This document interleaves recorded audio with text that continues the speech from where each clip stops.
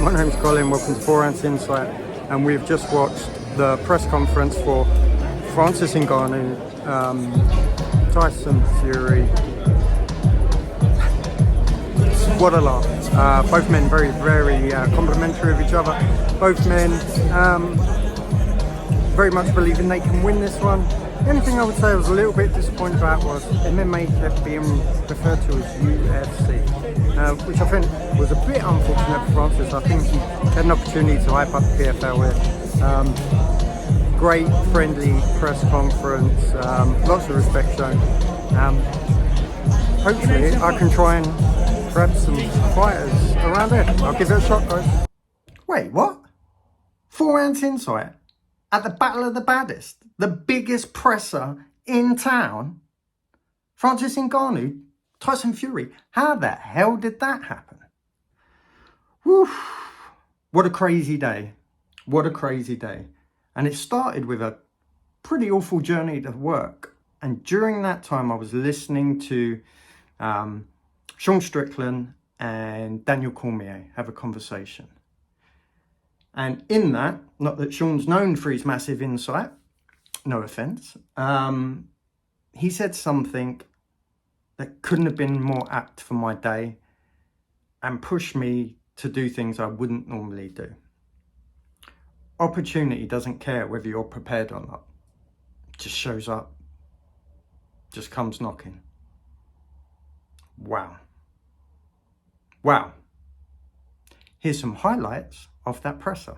UFC heavyweight champion of the world and the reigning lineal heavyweight champion of the world, Francis the Predator Ngannou.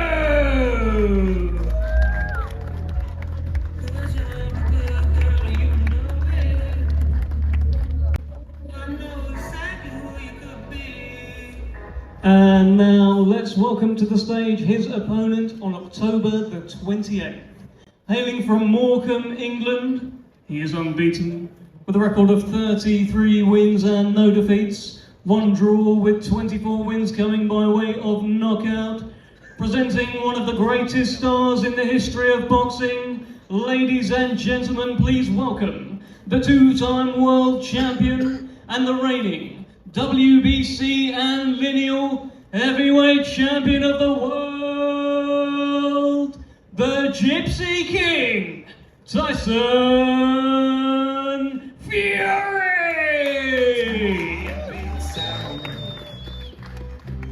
We fell in love as the leaves turn brown, and we could be together, baby.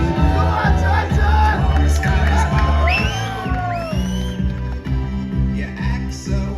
nice to see so many people have turned out to see me. Thank you very much.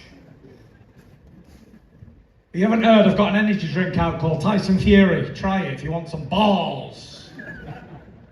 Thank you, Tyson. Great entrance as ever. Where do we start? Well, first of all, we start like this, okay? First of all, I want to say, you're one good-looking son of a bitch, don't you ever die. And then, I want to say, massive thank you to His Excellency Turki Al-Sheikh for putting this fight on an event. I want to say massive shout out to Dr. Rakan, massive shout out to Spencer Brown, and I want to say a massive shout out to His Royal Highness MBS as well for making this possible. Colossal event. You got me and Francis Ngannou here, you know, the UFC, former UFC. Everyone said he was an idiot for walking away from the UFC, and now all of a sudden he's a genius, isn't he? Guy's about to make $10 million. Come on! Egg in their face. Francis is going to make that bag rich, okay? Riyadh season. Here's a little fun fact none of you know. I've actually fought at the Riyadh season before, back in 2019, WWE Crown Jewel. I actually knocked out the monster among men, Braun Strowman. And I'll knock out another big dossier in him, in another one 3 or 4 years later. Always your dream. Tell us how you're feeling now, sat at this table, about to fight Tyson Fury. I mean, I have a fight coming up, but first of all, I'm very excited and I'm very happy, you know, from having this dream since I was a kid to become a boxer. And today, it's not just I'm going to box, but I'm going to box the guy in the peak of on the mountain, you know. So for me, I mean, usually I will not pay attention of what's going around, but this thing is so big that I can stop thinking about it. It's more so like for me, it's more so like history about to be made in Riyadh on October 28th. You know, it's I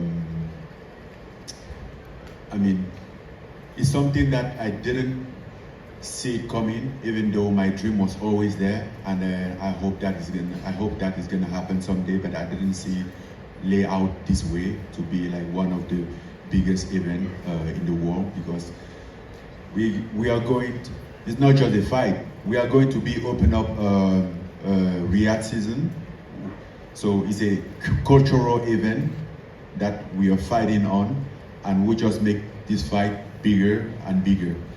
And nobody knows exactly what's going to happen, but what I do know for sure is that I'm going to be out there hunting for that guy's head to take it off. So I can guarantee you that. What are you going to fight? The fat man. Get your top off. Come on. Get your arms out. Get it off. Get it off. Get it off. Get it off. Get your top off, Francis. Come on. Come on, Francis. Good.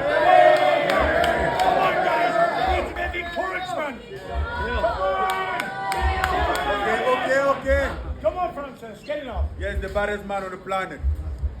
Get the top off. Are you okay about that? Get your top off. Come on. Off. I enjoy my suit. If I had a body Lately, I like didn't him, have so and much I'd be top off opportunity in to the wear my fucking suit, rain. so I enjoy it today, bro. Right, what we're doing here, facing off, are we?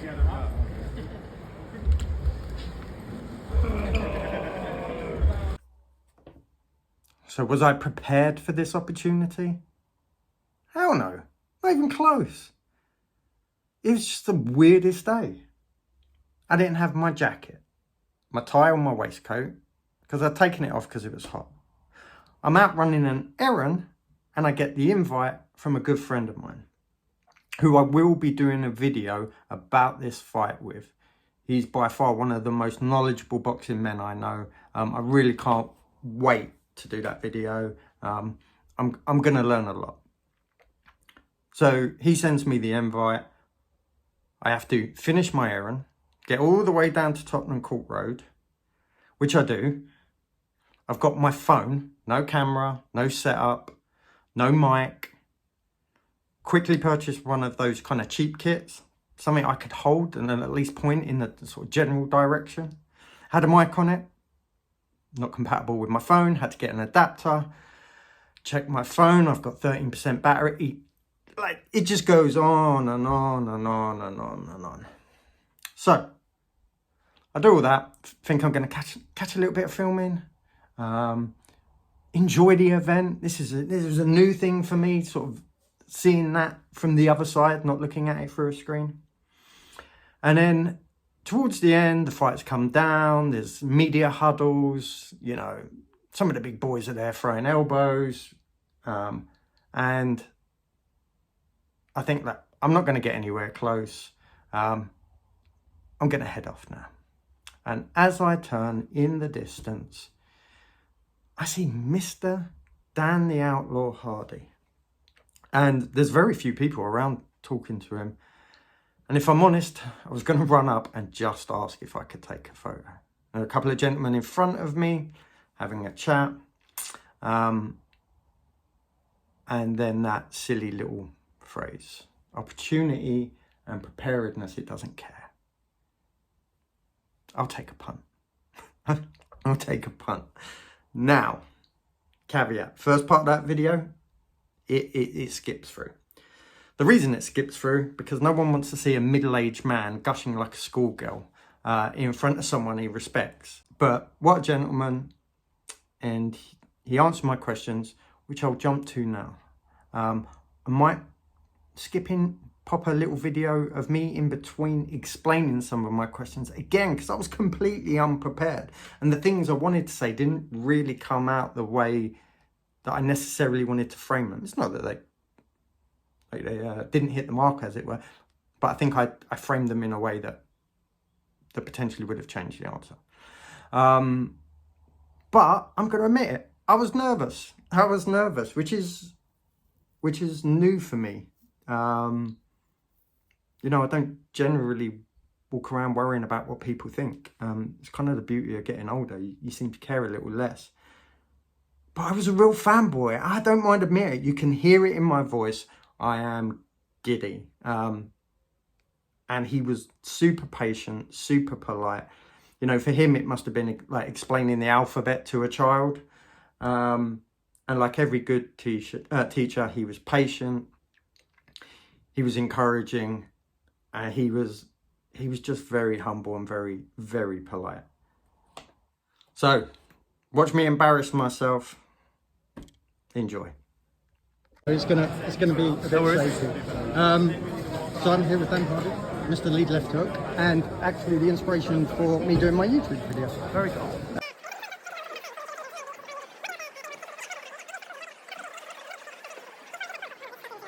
So my question is, do you feel like UFC missed a massive opportunity here, and this is really PFL's win, in that they could have been part of this? This is huge. Yeah, I mean, of course, I think that a big part of that was the UFC protecting their brand, because Dana's a smart guy and he knows what Ngannou would have been up against fighting Tyson Fury, and I think that was a bit of triage, kind of let's protect the heavyweight champion by not putting him in boxing and losing to Fury. But this win, of course, you know, the PFL is sharing in this success because we signed Ngannou, but this is Francis Ngannou's success. You know, like we're all here to celebrate him and the risk that he took to fight into free agency, to step away and hand the belt back, and then, you know, create these opportunities for himself. It really is incredible what he's done. And you know, returning to mixed martial arts, that's where the PFL will benefit. But this is Francis Ngannou all day.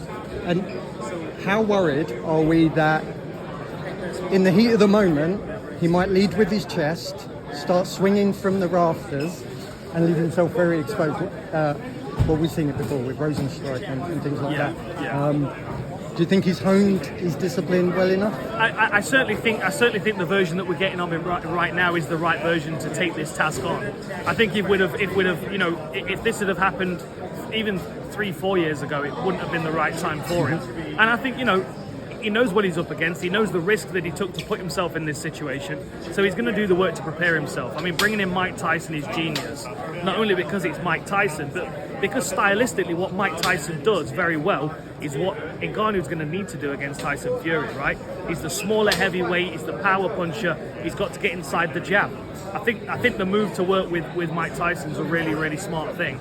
And I think even if it's just a few bits and pieces that he can get, it's going to make his job on fight night much easier. So do you think the peekaboo style works with a man that big? So the question of, would the peekaboo style working for a man that big? I was more talking about Francis, if I'm honest, but I just, again, nervous, couldn't quite get it out. What I was trying to say is, you know, Francis is so big, could he move like Tyson, being that Tyson was always a small heavyweight? And in weight comparison, who knows what Francis is going to walk in there? You know, he cuts to get to 265. He could easily walk in there 280, close to 300 pounds. I doubt it, but, you know, he could, whereas Tyson was right at the other end of that spectrum. But actually, Dan's answer kind of still made sense to me. That it was not so much about Francis's size, but actually their size comparison. He's still the smaller heavyweight. So adopting some of those strategies is really, really beneficial. But don't listen to my crappy answer, listen to his. I do, because you've got to think, I mean, the height advantage that Tyson Fury's got, he's going to be punching down to a guy that's weaving in underneath his guard. And that's, you know, Mike Tyson would terrorize people, not by being over the top of them, but by being underneath them, right? It was this Mike Tyson in the pocket, bouncing around and digging those big shots, that hook uppercut. I mean, they're the kind of shots that really Ngannou needs to invest in, because that tight range where he can start working the body and getting, you know, bringing the head down to him, it's going to be much easier than just chasing the head on his own. Well, I know you need to run, so I will let you go. But you seem to have invented a guard for Sean Strickland, and I didn't invent it. I couldn't. If you're going to explain a guard, Yeah. it couldn't be a more perfect analogy. And just because in moments it does look a bit like that. It does a little bit, yeah. The main reason I started calling it that was to discourage young fighters from doing it in the gym, right? Mm-hmm. Because I mean, the habit is like people see, you know, boxers, and they either guard like this, so they're wide open in the middle, or they guard like that, so their priority is to protect their mouth and nothing else. Do you think he does it for vision? When I asked whether Sean Strickland adopts his style for vision, this was just me being a bit... Like, I did some kickboxing years and years ago, not very much. And the one thing you hear in every boxing and kickboxing gym is lift your hands up. Now, for me, it was not really about the shoulders getting tired, but when we had closed range, I felt like I couldn't see quite as well. So as my hands come up, I lost some of my peripheral vision. And because the sparring was up and down, so you're having to see kicks. And then as you'd move through the ranges, as a beginner, I just always felt like I could see more, which was obviously tremendously stupid because I got clopped around in the head, and you quickly learn to put your hands somewhere. And I just wondered if Sean Strickland had started in that fashion and then developed his style because he didn't really want to cover his eyes, and then that turns into, as Dan explains, that kind of modified Philly shell. Like, I think he does it because there's a benefit to the Philly shell style that he uses, right? I mean, the Philly shell is going to be here, so he's going to use this lead shoulder to protect himself, and this backhand is his main line of defense. But because of MMA, you can't stand side on because his leg's vulnerable and his takedown's vulnerable.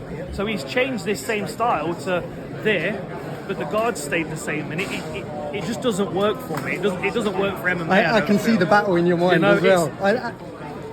It's really good when you run. It just gets drawn, you know, the reactions get drawn out too easily by him, right?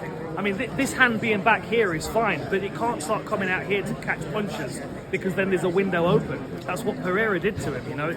It's not an educated defense. No, it actually reminds me of my child when I'm chasing him around the house. You know, it's like, ah! Yeah, exactly. You block things that wouldn't touch you in the first place. I don't hit my kids. I just meant like when we're playing and running around, or when they were toddlers and they were naughty and you'd tell them, "Oi, come here," and they'd run away. Don't hit children, people. It's not a good look. Thank you very much for your time. Thank you for the inspiration. Well, I hope you enjoyed that video. I'm not going to lie to you. I had an absolute blast. You know, first of all, being there, watching the press conference, seeing these guys up close, like, I don't think everyone appreciates how truly massive these individuals are. And I don't mean just in terms of media presence. They are big human beings. And Francis Ngannou kind of walks with this kind of really relaxed, confident swagger. It doesn't come across arrogant, but it kind of glides and people just move out the way.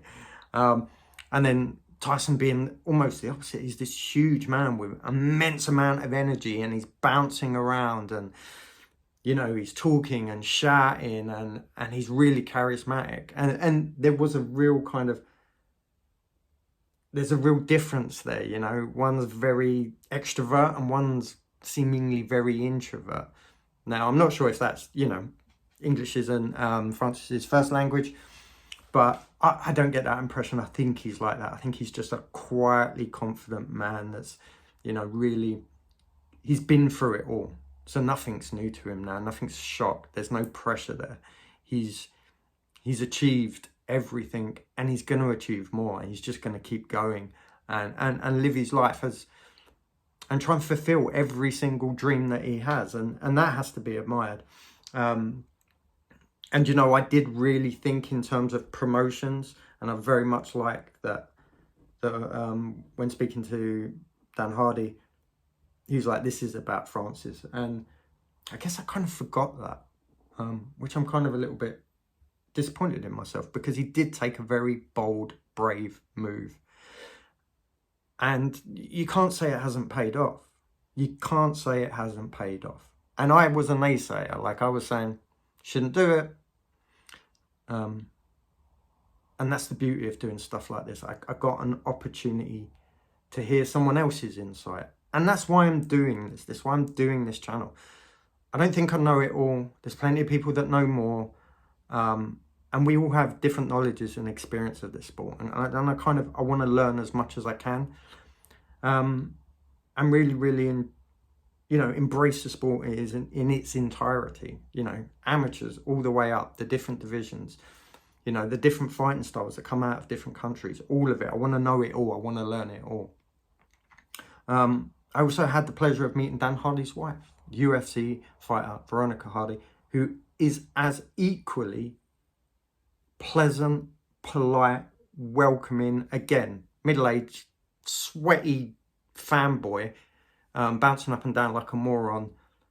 I shook her hand. She was very calm. We spoke about her last fight. What two of the nicest people. Like, they say sometimes you don't want to meet people that you admire because they can shatter that image. No, not for me. They were absolutely lovely human beings. Dan had a proper interview to go away to, and he told him, wait 5 minutes, let me have a quick chat with this guy. He didn't need to do that. He was super polite. Like I said, he tolerated my fanboyness extremely well. I'm sure there was a point like he was going, okay, mate. But at the end, shook my hand, wished me luck with my channel. And it seemed like a genuine, good luck, mate.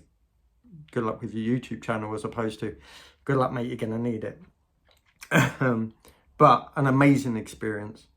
I will talk about this fight with my friend. So look out for that video. We're going to post it up on both our channels.